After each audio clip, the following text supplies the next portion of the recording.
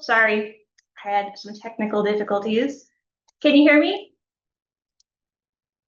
Oh, I muted it. Yes. What? They say yes. Okay, sorry, I muted myself. Okay, yeah, I'm not echoing, am I? Am I good? Thank you. All right. Let me just get myself together. I think many of you were just here for the Goody no Jiro panel. Thank you so much. Wasn't that amazing? Oh, we love watching Sensei work, her magic. All right, and now we're heading into the Renta industry panel. Hello, everybody. Hello. Hello. Welcome to the Renta industry panel. Thank you so much for joining us this year, and thanks to CitrusCon for having us again. Thank you. Today, we'll be giving a quick introduction to Renta in case you're unfamiliar with us, then going into some hand-picked BL recommendations from the Renta staff, complete with some nice inside art sneak peeks. And finally, we put aside some time in the second half of the panel for a little chat session among the Renta BL team to share with you all what it's really like working as a BL editor at a Japanese manga company. We hope you'll find it insightful, or at least a little funny. So to start off, who are we and what do we do? Well, we are Renta, a digital manga publisher and platform going on 15 years in business. We specialize in BL and other niche genres such as shoujo, mature romance, and others. Now, if you go to our BL homepage and click on this little Renta BL tab, you'll find a section dedicated to our in-house localized titles with recommendations sorted by vibe. These are the series that we have a direct hand in translating, and we make sure that I'm struggling here with presenter view, and we make sure that each work is held to a high standard of quality that meets the needs of BL fans. Guys, my On the screen. yeah, I want to get off. It's on the screen. Oh, here we go. Sorry about that, folks. We all struggle a little from time to time. This page is also the home for our Renta exclusive BL content, including links to the BL blog, the Mangaka Collab projects, and specific features on, special features on specific BL themes. One of the things that we do at Renta that we're really proud of is our Mangaka Collab projects, where we reach out to mangaka hosted on Renta and try to bring them closer to their fans all around the world. For one, we have Renta Chats, an interview series where we on the Renta staff pick the brains of some of the beloved creators of BL manga hosted on Renta, and Fan Mail Specials, where we collect fan letters from fans in every language and translate them to Japanese to give to Sensei. Yes. Okay, so aside from the mangaka interviews, we have the Fan Mail Specials, where we collect fan letters from fans in every language and give them to Sensei, and then translate Sensei's responses to English for everybody to enjoy. Our past projects have been quite successful, and it's always nice to see how happy these sorts of events make both the mangaka and the fans. We try to host several of these events throughout the year, so we hope you'll check in frequently to see which mangaka will be featured next. And of course, you can follow us on social media. We're on Twitter as well as Blue Sky. And we have a blog on WordPress called the Renta BL Log, where we post staff reviews, special recommendations, news about the BL world, and more of just our yaoi yappings, as it were. Oh, and we also post our license announcements on social media. So the April license announcements will be coming out today, I believe, right after this panel, starting on Twitter. So keep an eye out for that going this weekend. And we have a very special announcement that we saved especially for CitrusCon. We're launching an official Renta Discord. I'm sure you're all familiar with Discord, seeing as you're at CitrusCon, which is lovely. This is a place where you can go and connect with other fans and make some new friends while chatting about your favorite BL. We've already had a lovely group of beta testers, shout out to you Discord OGs, come in to take a look around and suggest what kind of channels fans might be interested in. So as you can see, we already have a number of wonderful categories for you to check out. So the QR code to the server is right here if you want to join right away, but we'll also be posting a link in our discussion thread after the panel. You can find this thread in the community center on the CitrusCon Discord under discussion den, and it will be called the Renta BL Lounge. Look for the image of the three of us hanging out in a cool swaggy lounge. And we'll also be posting the server invite link there. And of course, we'll share the Discord link on social media later, so no rush to join right away. You can always check us out at a later time. But yeah, we're really looking forward to it because the chat is already popping as of now. And don't forget, there's a nice hefty coupon waiting for you in the goodie bag channel on Discord. This coupon will get you 30% off your entire purchase on Renta. However, please note that it's a one-time coupon, so you'll want to wait until you have everything you want in your cart before applying the coupon code. And pro tip for me, you might want to wait until the end of this panel to go Renta shopping because we have a lot of series to recommend you check out. And with that said, let's get right into the Rex portion of this panel. We have quite a few recommendations to share, but don't worry about missing any. We'll post a complete list of our recs after the panel in our dedicated discussion thread, as mentioned before, the Renta BL Lounge, in the Community Center discussion den, with links directly to the series pages on Renta. So let's get started. Now, you might already be familiar with us on the Renta Trio, as we've been called, but just in case, here's a quick introduction to the BL staff who will be recommending these works. First, we have Hi, I'm Ames. I'm the head of the translation team. I've been a fan of commercial BL for around 20 years and have been with Renta for 6 years now and wear many hats from BL coordinator to branding to event planning. Those who follow our socials will know that I love femme characters and cute, pretty uke-chans and sexy, feel-good stories. My hobbies outside BL include going to cute cafes, cleaning and organization, going to the gym, and spending time with my cat, Tonchan. Hi, I'm So. I've been at Renta for almost 4 years, working in editing manga, helping out with social media, and of course, working on Renta BL projects. My hobbies include following Ames to cute cafes, sending stupid memes to my coworkers, and drawing pretty boys. As for how my possibly questionable ASMR preferences relate to my BL tastes, well, you could say that I enjoy things that are soothing and comforting. I love silly and cute stories, but that's not to say I don't love a good deep and dark BL from time to time. Also, boobies. Okay, hi, I am Yomogi. This is my second year at Renta, and I do some of the in-house preliminary checks of our series and help out Ames and So with BL-related projects. I enjoy plants, hamsters.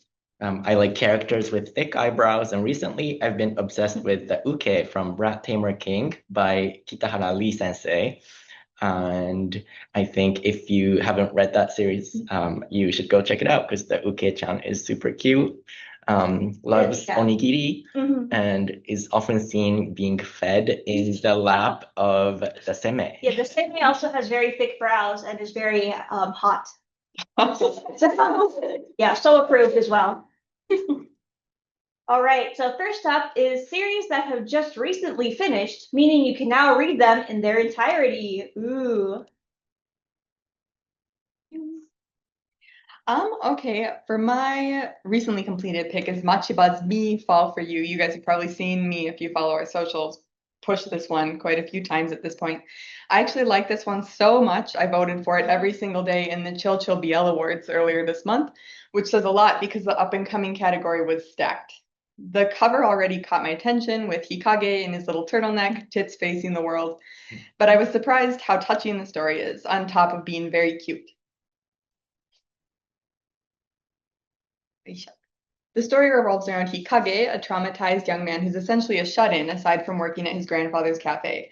Hikage is ashamed of his sexuality while simultaneously wanting to experience love and desire, a two wolves situation, if you will. So when he meets out and proud, attractive playboy Kiki, he hates him and yearns for him at the same time.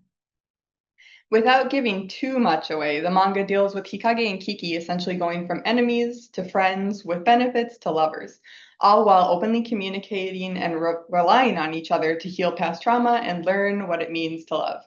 Also, I just love how openly horny Hikage is, despite his fear of his sexual trauma. His tsundere pissiness and simultaneously sluttiness is such a treat.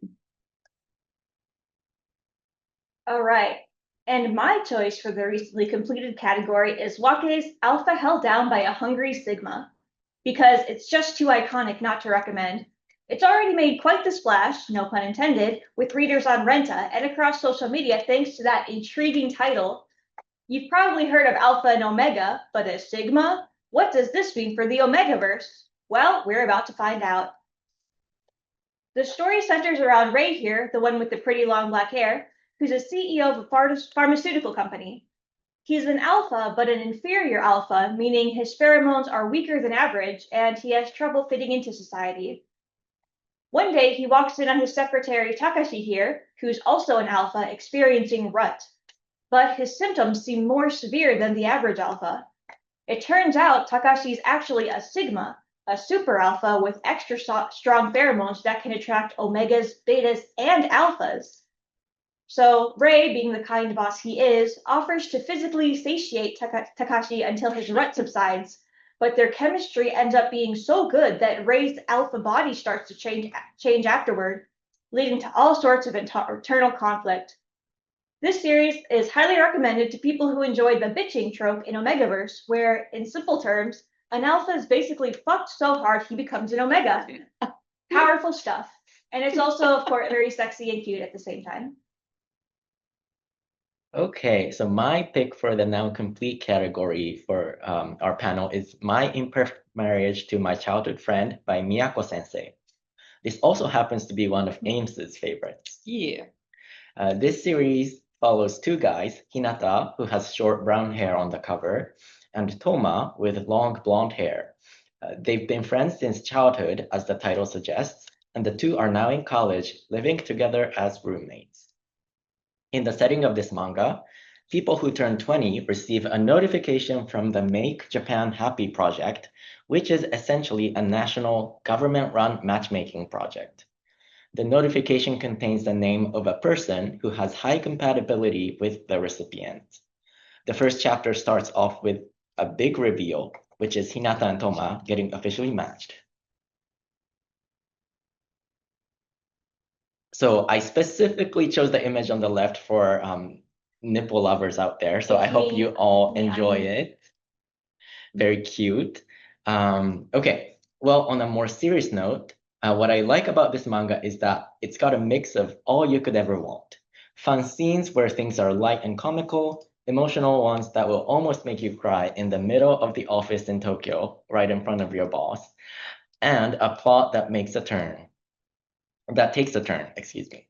Miyako Sensei's art style, which has got a unique sketch-like feel, also grew on me. Finally, my heart melts when Toma tries to tempt Hinata in his clumsy ways, and how Hinata not only welcomes but also appreciates Toma's efforts. Finally, who could say no to Hinata's puppy dog eyes and cute fangs? Let me know if there are any other fans of fangy characters out there. Next is our Updating Now category for those of you who just can't wait and want to follow along with the story the minute each installment drops. Back to Ames. Back to Ames. All right. I actually have 3 recs for the current running series because I just couldn't choose. There are too many recently that I really love and wanted to push. Apologies. The first I'd like to highlight is Nokori's. She's my supreme playmate. Nokori is an extremely prolific doujinka, and this was their first commercial release alongside part 1 of the Handsome Salesman at My Office series. While they've since released a full compilation of the main couple, this is actually a set of 3 different doujinshi, all of which are as beautifully illustrated as they are filthy.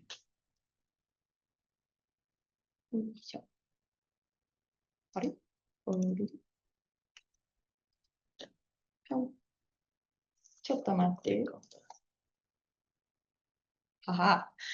The first story revolves around Police Academy roommates Sawatari and Mayahama. I feel like most people have probably already read this one.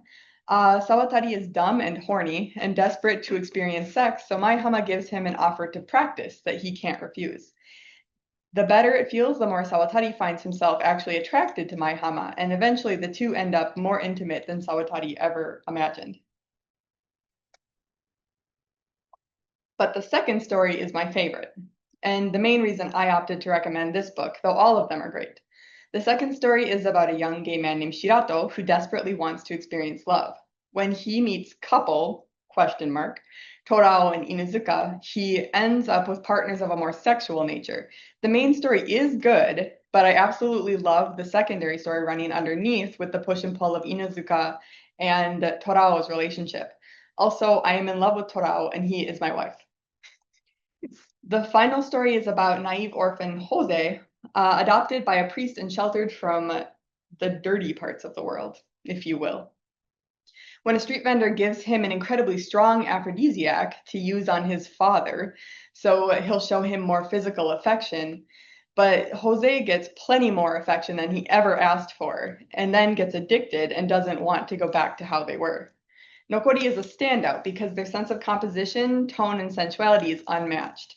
I can't get over their use of screen tone or how perfect and beautifully drawn their bodies are. Not to mention their characters are always so adorable and lovable on top of being absolute hoes. I can't get enough. Okay. For my second recommendation, and a massive change in tone, is Sono Michiru's I Don't Want to Do the Dirty, So I'll Date a Friend. When we announced this one, we got a lot of comments on the title, but it's exactly as it says. Two men, Yumioka and Inuzuka, another Inuzuka, for their own different reasons, want to drop out of the dating pool, but need a valid excuse to turn down all the ladies. So in a moment of brilliance, or a drunken stupor, you could say, they decide that if they just date each other, then they're not lying when they say they're already taken. But the closer they get, the more intimate they find themselves becoming, and the more the need to touch increases. While Yumioka finds himself giving in to desire, marathon runner Inuzuka is convinced sex will only slow him down, even though he finds himself yearning for Yumioka just as much. While I recognize the name of the Sakasan from the old man yaoi craze, this was actually my first Sono Michiru manga that I read, and I'm hooked. The relationship between Yumioka and Inuzuka is so cute and fun to watch as their intimacy deepens, and it feels so natural as they get closer and want to touch each other. I don't even know how to describe it, but their relationship is so sweet and feels so human. And I also love how playful and open they are during sex. I honestly couldn't get enough of these two and was so disappointed when it ended. Reading this also spurred me into buying more Sono Michiru manga. While it may be less known than their old man yaoi titles, I just adore this and can't recommend it enough for a light, sweet, feel-good read.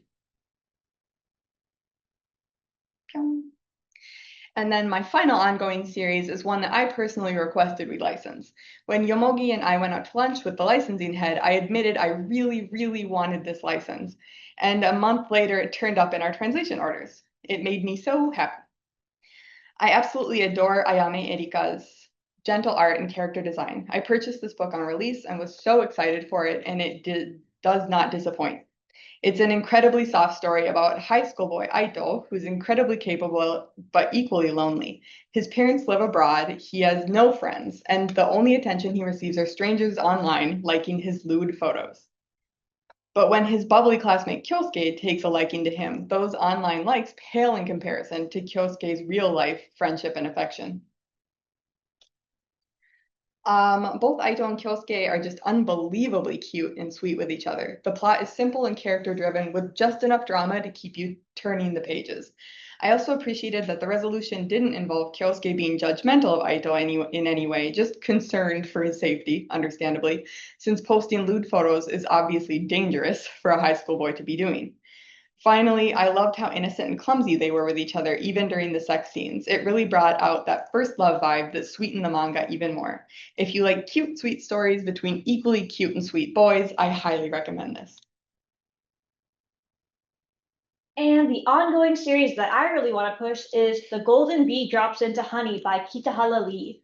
Kitahala Lee sensei is also the creator of Brat Tamer King, the amazing Dob sub BL with the twink that Yomoki's been really into, mentioned earlier. So yeah, you know this one just has gorgeous art, as you can tell from the beautiful covers here. Oh my gosh. Come on. Now, this one is definitely a darker read, so please take note of the trigger warnings for dubcon and references to CSA. But if you're okay with that, this is a beautifully written story with compelling characters that I really think is worth your time. The third and final volume is coming out in March, so I hope you'll all check it out. The story begins with Shuto, a painter who's lost his ability to see color, drinking his woes away because he's had to give up on his dreams. There, he's picked up by the beautiful and mysterious Akifumi, a young heir to a banking company. Akifumi offers to let Shuto live in his mansion rent-free until he gets back on his feet, no strings attached. But he can't possibly expect nothing in return, right? Well, it turns out Akifumi intends to keep Shuto captive as his pet dog, using his body to blow off some steam and just kill some time. Shuto's, of course, not so sure about all this, especially considering the fact that Akifumi likes to offer up his body to a bunch of random men and then make Shuto clean up after them, so to speak. But because Shuto doesn't really have any better options at the moment, and because he can't deny Akifumi's charm, I mean, same, he decides to stay for the time being. The relationship starts out very toxic, but very hot, especially if you're into dominant bottoms. Look at that. But it develops into something more precious over the 3 volumes of the story. As we learn about Akifumi's backstory, his behavior starts to make sense, and it's really devastating. This story explores the different ways that love can manifest and what it means to overcome one's past. I really hope you guys will check out the finale coming out in March so I can have more people to cry with over this story. The ongoing series I want to recommend is Wanna Be Number One, Then You Gotta Beat Me by Haruna Haru Sensei.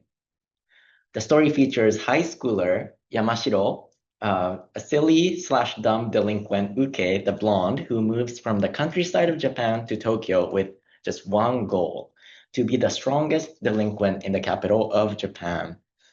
At his new high school, Yamashiro meets Kaburaki, the one with the blue-violet hair, who is rumored to be the strongest delinquent in the region. Excited by the thought of beating him, Yamashiro immediately challenges him to a fight, but the physical fight ends up turning into a try not to come contest due to the almighty power of the yaoi mangaka. Funny story. While I was working on the preliminary checks and edits for this series, So and Ames had to fight over who gets to do the final check for this series because, one, look how cute the Uke is, and Wow. two, the series is uncensored. Yep, you heard that right. The dongs have finally been freed. While different mangaka have different levels of comfort when it comes to drawing out the dongs, Haruna Haru Sensei does a beautiful job in making sure every square inch of the characters' bodies get some attention. Also, again, the Uke is just so cute and earnest, and he melts my heart every single time I come across him in the manga. Up next on my list of ongoing series is none other than The Handsome Salesman at My Office is My Ideal Master by Nokori Sensei. Both Ames and I are obsessed with Nokori Sensei for good reasons, and we actually bonded over our love for the mangaka shortly after I joined Renta. The story follows Yanase, who is super introverted, has zero confidence in himself, and Mitani, the blonde, the ever-popular star of the sales team at the same workplace as Yanase. At a company dinner, Yanase gets outed against his will by one of his colleagues. Towards the end of the dinner, Mitani approaches him, revealing that he, too, is gay, and asks if Yanase would like to quote-unquote blow off some steam with him. One of the things I enjoy about the series is that it features a consensual BDSM couple. Now, don't get me wrong, I personally do enjoy stories with dubcon and non-con elements, but consensual sex scenes also have their appeal.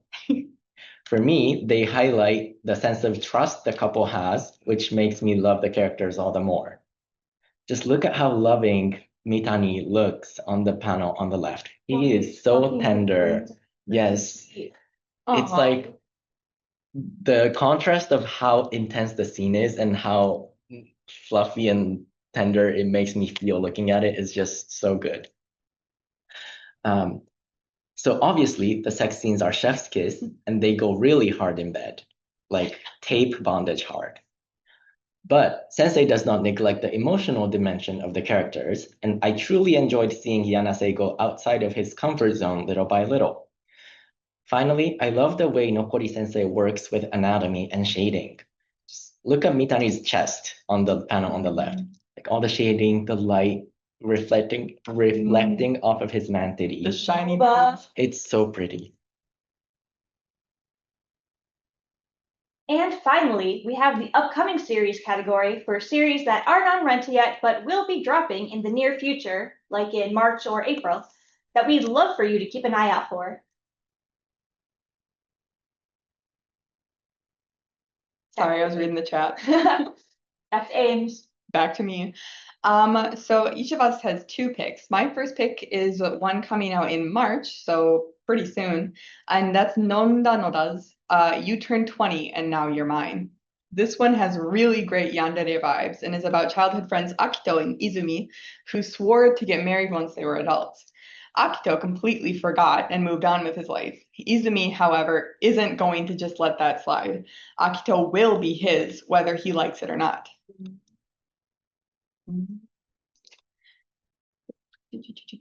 Hi. I'm a big fan of Nonda Noda's clean, soft line work, so the art was a massive plus for me. That aside, I really enjoyed the story as well. I loved Izumi's type of low-key unstable, or I guess maybe high-key unstable.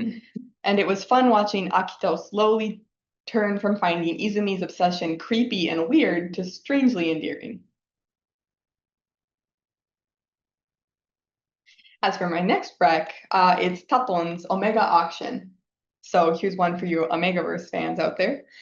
In a world where Omegas are the lowest in society, Detective Sagara is trying his best to infiltrate and abolish illegal Omega sex rings. When newbie officer Naoto offers himself up as an Omega to be sold so they have an in, he's given an illegal drug to induce heat, and Sagara and Naoto end up a lot closer than Sagara, who hates Omegas and thinks they're a pain in the ass, ever intended. I previously read Tuplins Entwined in Red and fell in love with their sense of eroticism and storytelling, so I was stoked to see we'd gotten another one of their works. If you like Omegaverse and push and pull dynamics, please look forward to this in April. Also, please look at his cute little, I don't even know what you call that. Bikini? Lingerie? BSM wear? I don't know. It's perfect though. Highly recommend. All right. And my first upcoming series that I recommend that you watch out for is Pushing Love to the Limit by Umo.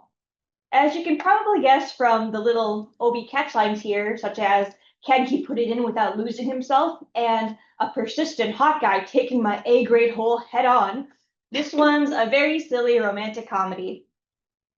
It centers around the romance between two teachers, gym teacher Ryuji here and Japanese lit teacher Hiromi. Now, Ryuji's been crushing on Hiromi for quite some time, and he eventually learns that the feelings are mutual. They start dating, but once they're about to take the next step in their relationship, Hiromi reveals his secret. That being, his pussy is just too good. Apparently, his asshole is just so wonderful that it drives men mad, and every guy he's ever slept with has gone crazy and then literally fucks themselves impotent. He, of course, doesn't want that to happen to Ryuji because he cares for him, but Ryuji assures him that his dick can handle it. And above all, he wants to make Hiromi feel good. Sure enough, the first time that they get intimate, he's overpowered by Hiromi's A-grade hole, but that doesn't discourage him. He vows to make their relationship work somehow.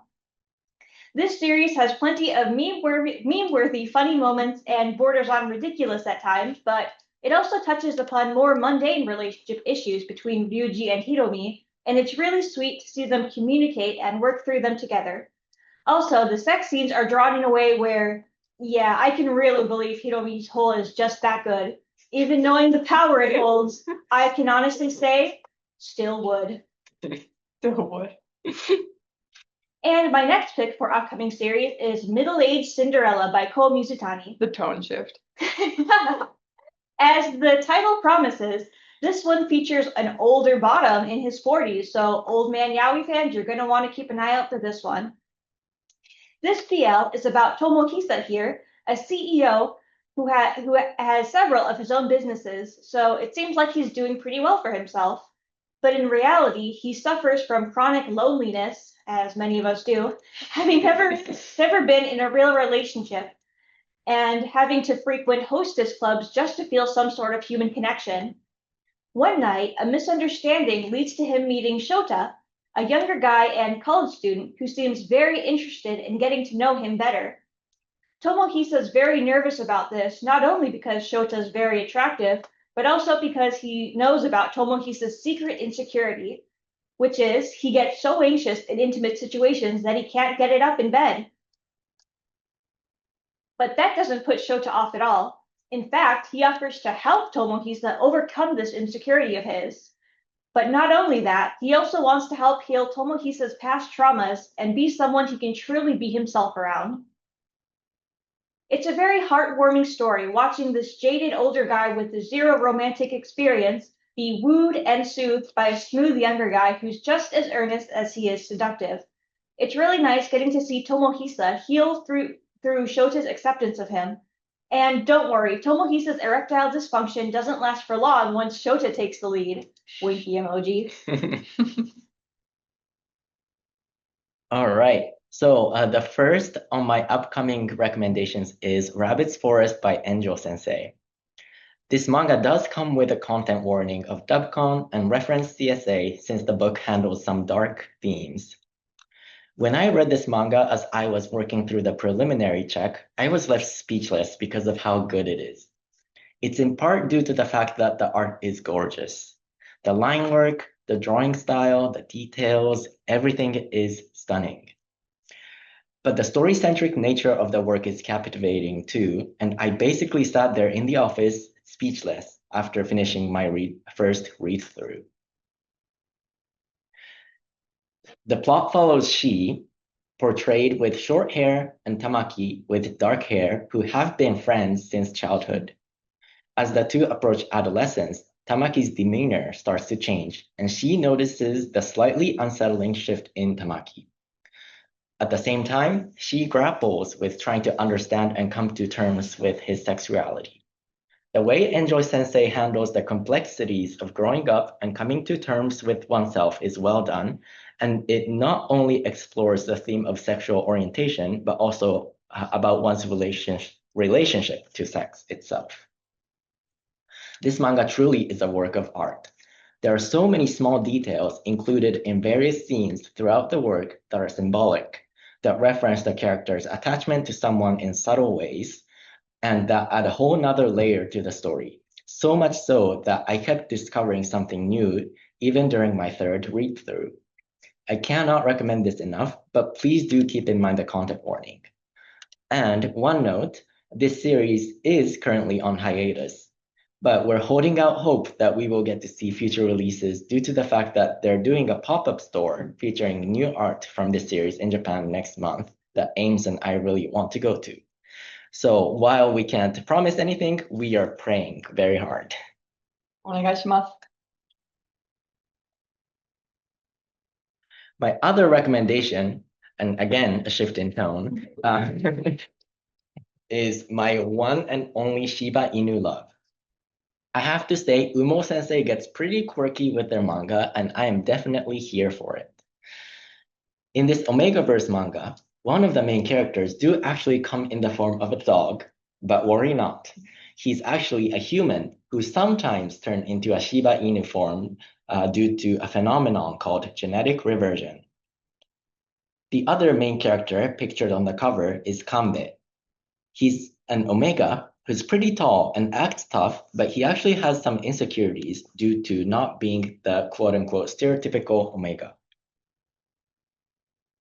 Both of the main characters are super cute. In the panel on the left, we can see Kanbei having the time of his life playing with Ashina, the alpha, in his dog form. On the right-hand side, we see Ashina in his human form, and I can't get over the fact that he keeps his doggy ears even when he's a human. It's absolutely adorable. While this story starts out on a comedic note, we get enough depth, especially when the plot starts exploring Kanbe's insecurities. There are scenes that almost made me cry right in our Renta headquarters. And last but not least, the way Umo-sensei draws Ashina's Shiba Inu form is so adorable and soul-soothing. And there's even a fun surprise on the insert and back pages, so keep an eye out for that. Cute. All right, and that's all for our staff recommendations, but there's even more great stuff coming to Renta in the near future. So please be sure to check out our upcoming page.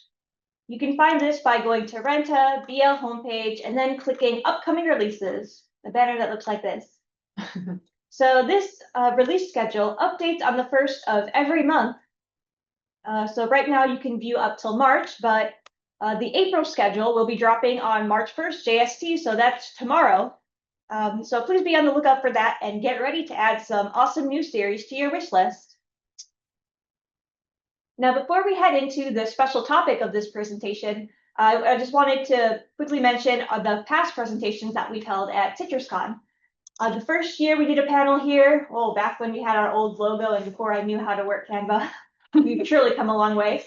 We did an intro to BL manga localization, and last year we did a breakdown of BL trends that we've noticed in Japanese BL manga.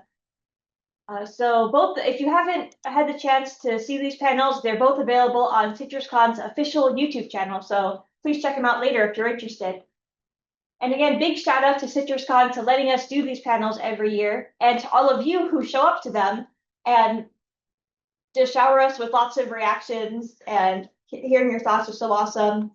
And the wonderful response that we get every year is the main reason that the powers that be allow us to keep doing it every year. So again, thank you guys so much. Please let us know what you think about this afterward so that we can keep coming and talking about BL with you guys.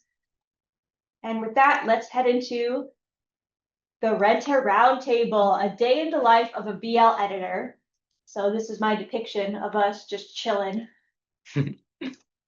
So what we want to talk about today is what it's like working in a professional company setting when the thing you're working with day in, day out is boys love manga, and often very explicit boys love manga. So for a quick background, we work in a quite traditional Japanese company. If you read a lot of Salaryman BL, you might be able to imagine it, but basically it's very open concept, no cubicles, no privacy. You're basically touching elbows with your desk neighbor, and your monitor is on display for everyone walking by to see, whether it be your coworkers, the big boss, or the random cleaning person coming in to just do their job on a Tuesday afternoon.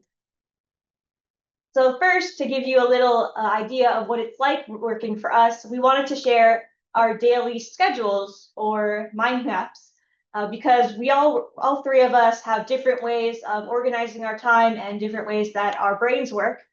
So we thought it might be fun to share a day in the life for each of us. So first off is Yomogi. Yep, I guess I'm up first. So here is an example of what a typical day looks like for me. As you can tell, I am super type A. I like lists and schedules, and I'm probably the most type A out of the three of us on the BL team. I like to come into work on the earlier side, but not as early as Ames. So I wake up around 7:30, and I first glance at my 2D acrylic standees. I take the train and then usually arrive around 9 a.m. And get settled in. And I start out the day by doing some preliminary checks on translations and lettering.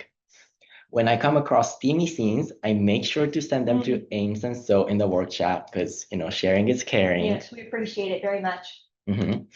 And then occasionally we have meetings throughout the day, depending on the projects that I'm involved in, like CitrusCon prep, so 11 a.m., sometimes meetings. And then a little past noon, I take my lunch. I like to cook my own food, so I tend to bring leftovers from dinner as my lunch. I try to catch a quick nap after eating and before I get back to work. And then I work on mangaka interview project where I translate questions we receive from you all and I relay the info to our licensing team. After that, I go back to doing more BL manga checks and I communicate with other teams such as our marketing team and web teams. almost all of our work involves at least one other team within the international department. So there isn't one day where I don't reach out to people not on the translation team. Once I go home, I relax by watching anime. I'm a big anime fan. And then before I go to bed, I do one last glance at my 2D acrylic standees, thank them for getting me through the day. And then, what did you say? Husband? Yeah. Yes, my husband does.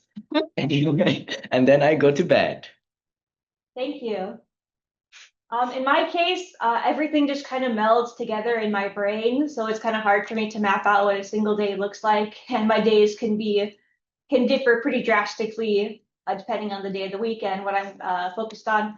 But it looks a little something like this. So the majority of my daily tasks has something to do with editing the BL manga, of course, which I love, whether that be doing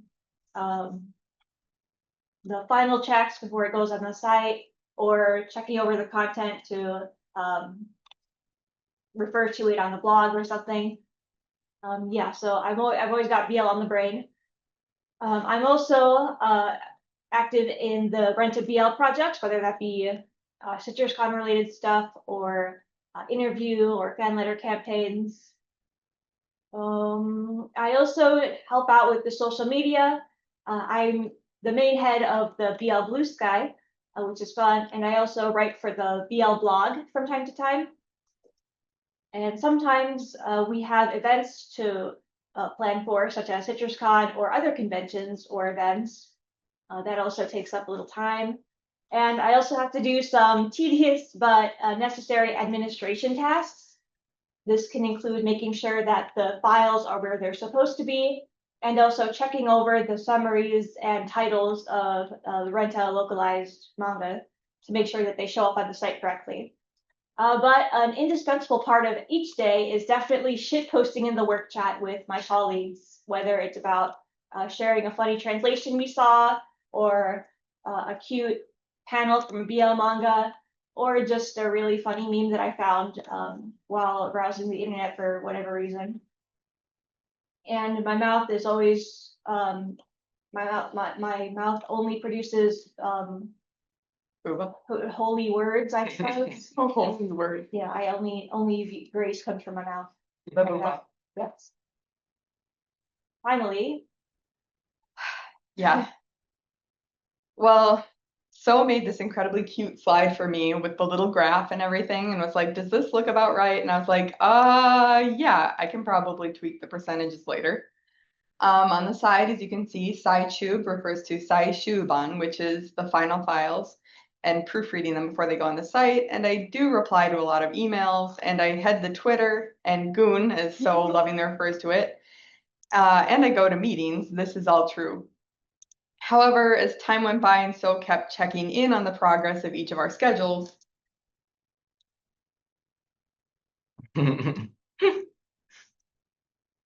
this was my response. In all honesty, I was having a lot of difficulty conveying just what the heck I do in a day. As I mentioned in the introduction, as the team leader and Dai Senpai, I wear a lot of hats and my daily schedule changes constantly. From sudden meetings to unexpectedly having to assist in training to being messaged by a bunch of people all at the same time and having to reply to those.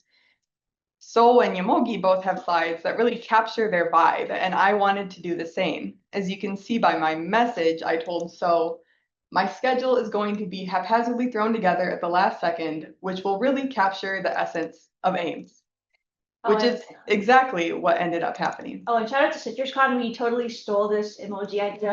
That was a server. We use it on a daily basis now in our the whole team loves the blushy cat. It's very useful for many situations. Anyway, please continue. Tasukarimasu. Anyway, so this is what I came up with. Since I was too busy in the weeks leading up to CitrusCon, thank you for putting the blushy cat in chat. I love it. I put all of this together yesterday in the middle of our final rehearsal and then during 2 hours of overtime. In the middle, you can see my ideal schedule. 4:30 a.m. I wake up. AM commute at 5:54, arrive at work before 7, between 6:45 and 7, I prep 10. 7 to a.m. I do market research quietly all by myself because nobody else is in the office. From 8 to 9, I try to do Twitter. 9 to 11, I work. I put it in quotations because work is literally anything that needs to be done at any given time. 11 a.m. to 1 p.m. is usually where meetings start popping up. As I mentioned in the chat before, we have flex time, and flex time starts at 11. And so usually people are kind enough to not schedule meetings before 11, but that means there's almost always at least one meeting at 11. From 1 to 2, I work. 2 to 3, I go to lunch with So every day, and we play Genshin. 3 to 4 p.m., probably more meetings. 4 to 5 p.m. is any last minute tasks. 5 to 5:45 is commute home. 6 p.m. gym. 7 p.m. please God, I hope I'm home. 7:30 is dinner and chill with Tonchan by either playing mobile games or reading BL manga. Tonchan. Tonchan is my cat. I'm sorry, you mentioned her before, didn't you? Tonchan. Just reminding everyone. And then 10 p.m. is the latest I will hopefully be in bed by. However, this is my ideal schedule for a reason. As you can see by all of the stuff surrounding the schedule, these are the 50 million things that will usually show up over the course of a day. Once in a while, you'll be blasted with emergency meeting. Yeah. Or emergency contact from a freelancer, or emergency Ames, why haven't you done this thing you said you were going to do last week? But it's fun. It's good. So as you can see, surrounding it are the many things that pop up during the day that often throw a wrench in what I was intending to get done. I guess they say variety is the spice of life, but I'm often pretty frazzled by the end of the day and ready to unwind with Tonchan and BL that is hopefully unrelated to work. Still, all these things I do include getting to read BL and recommending lots of BL manga and getting to support the industry I love with my own two hands and getting to interact and support the community of fellow BL fans. So quite frankly, worth it. All right, now it's time for the chatty portion of the roundtable. Yeah. Let's see, what can we talk? We've prepared a list of topics we can possibly talk about. Let's see. One thing that we briefly mentioned earlier is the just having BL on our monitors all the time while there's people around. And for the record, not everyone in our company is initiated in the ways of boys' love, as it were. A lot we have next to the localization team desk island is the administration team. And HR. Yeah, and HR. And our accounting department is also very close by. So who knows if they're yaoi pilled, but we hope they enjoy the view. I think they like Pokemon. One of them likes Pokemon. But yeah, it's quite interesting because lately we had to switch our seating chart, and I moved to the other side of the desk island. So now I have my monitor, big monitor, in plain sight of HR and our CEO. So, you know, there I was editing uncensored BL, making sure that all the sound effects try not to cover the uncensored dong as much as I could, and working on the translations. And I'm like, I swear this is for work. This is not just for my personal, personal gooning. Yeah. Chick button. Well, that's not good. Anyway, so yeah. I'm putting my I don't know, I guess putting my career on the line every day for you all. Much of your social reputation, but and keep in mind, uncensored BL we do offer on Renta, but that's because we only sell it to overseas IP users, because it's not legal to sell uncensored yaoi or anything in Japan. So the majority, like your average Japanese person, probably isn't used to seeing an uncensored artistic depiction of a penis or a butthole just so out in the open. So we hope we're not jump scaring anybody. Oh, there's that one time that a new person was being introduced to the company, and they came by Ames's desk. Yeah, I have. well, sometimes I have 3 monitors, but I have like a massive monitor, and it's actually probably the first thing you see when you come in the main door and head toward HR, which all new people have to do. And so half the time I have like Nokori just blasting from the screen while this poor new person, who's probably not even in our department half the time, could well just be there for like web coding. But they get introduced real fast to some of the bizarre stuff I have on my screen.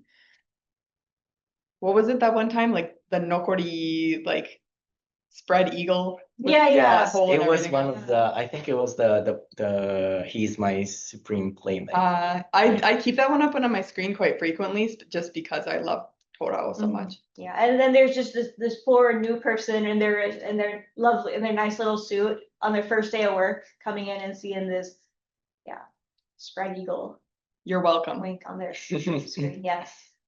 Um, let's see. Another part of that of working at Renta that's kind of warped our personalities or our behavior, I suppose, is sometimes we're not sure when to shut off the BL mindset, as it were, because we're so used to talking very openly about the kind of content we work on with each other, and because it's kind of necessary to talk about it when we're trying to edit it into like the best form it can be. Like, oh, what's a good sound effect for somebody getting fingering?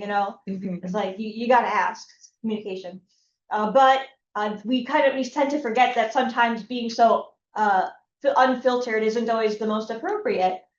For example, we sometimes have meetings with other teams who don't work with the manga as closely as we do, and we get to like openly show them. Like there was one, for instance, where it was uncensored by Japanese standards, meaning that it didn't have the censorship, like the censored, the like whiteout. But layer. the reality that I think a lot of people probably don't realize is that the Sakka-san actually just doesn't draw it because it's illegal. So this was a case where it was technically uncensored by Japanese standards, but not by American standards. Yeah, because when Americans hear uncensored, they're thinking, oh yeah, full dick, full hole. Yes, I want to see everything. Yeah, so it's like we had to have a meeting with the other team to be like, hey, we can't call this uncensored. And we had to blast up close the character's like butthole to be like, see, this is uncensored and that's okay, but like there's no dicks.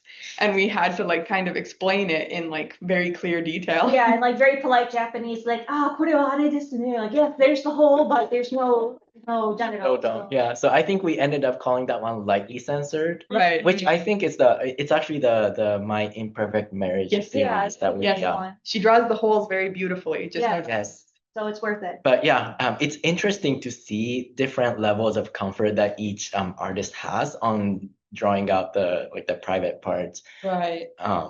Yeah, so that's like I think in the chat you were all surprised by Japan not allowing uncensored BL to be sold. But yeah, I think by the Japanese standards, they have to put some layer with either the lightsaber or like the black lines or like the 5 big styles of censorship.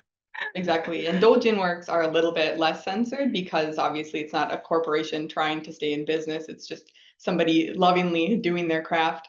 But each publisher kind of has their own requirements when it comes to censorship. So it's always interesting when you remove the layers to see what's underneath. Oh yes, we love taking a peek underneath. It's our special privilege as members of Renta. But anyway, also on the topic of not being of the Renta mindset, kind of breaking our filter, is when we're outside the office even, we have to remember not to shout GL terms loudly in the middle of a cafe when you're having lunch and embarrassing Ames in front of everybody. What did I yell? Yeah, I mean, well, it's one thing to like say it in English, though sometimes we forget even when we're in like tourist districts. And then next thing we know, we're talking openly in English about like full dong and like our favorite like slutty ukes and stuff. And then we're like, oh shoot, everyone around us can understand. But then sometimes you even accidentally say stuff in Japanese that people around us can understand. Yeah, but I say if they understand Mesu Iki, they're kind of a freak too. Yeah, like Mesu Iki, how do you say that? It's the forced feminization. Wait, Mesu Iki is when a male orgasms in the way that a female might orgasm, as it were. It's very beautiful. Beautiful. Fact of life, but Yeah, and oftentimes you can so can be heard saying those words out loud, very loud in the office right next to HR as well. Right next to But we HR. swear it's for work. Right. In our defense, we do every time we're hiring somebody, I literally have to ask them, and this is like a non-negotiable. I have to be like, are you comfortable talking openly about sexual topics in front of and with other people in the workplace? And if they say no, I have to reconsider whether I can hire them or not, because it like so and Yomogi both have mentioned already, essentially we have to talk very openly about like, is this a good sound effect for like cum splattering on somebody's face? Yes, no, like that kind of thing. And it's like if you're not comfortable saying that, it's not really the type of job that we can, allow people into. Yeah, and it's also interesting because even for not just the translation team meetings, but the international overseas department-wide meetings, those are led in Japanese, but there are often instances where like sexual terms are thrown around in Japanese, but you still have to be able to communicate those and handle them, like somewhat professionally and Right. So if you really have to be comfortable like seeing those different kinds of words and such in the professional sphere. Right.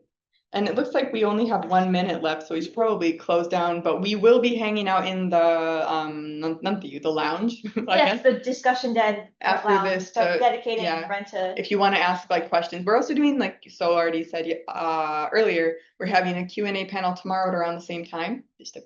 Yes, I believe it's at the same time as this panel started, which would be 9 or 10 Oh, or wait, 10 a.m. She got EST. EST なんだったっけ? Let me look real quick. We'll also drop another form where you can fill in the Q&A portion. We're also looking at the Q&A down below. But yes, the same time-ish tomorrow. It's on the schedule, and It's in the discussion den. All of our panels are listed. Yeah. I believe 9 p.m. EST. Yeah. So thank you everyone for coming. Yes, thank you guys so much. We hope to chat more with you tomorrow and today in the Discord. Please have a great rest of CitrusCon. Thanks so much for coming. Thank you. Thank you.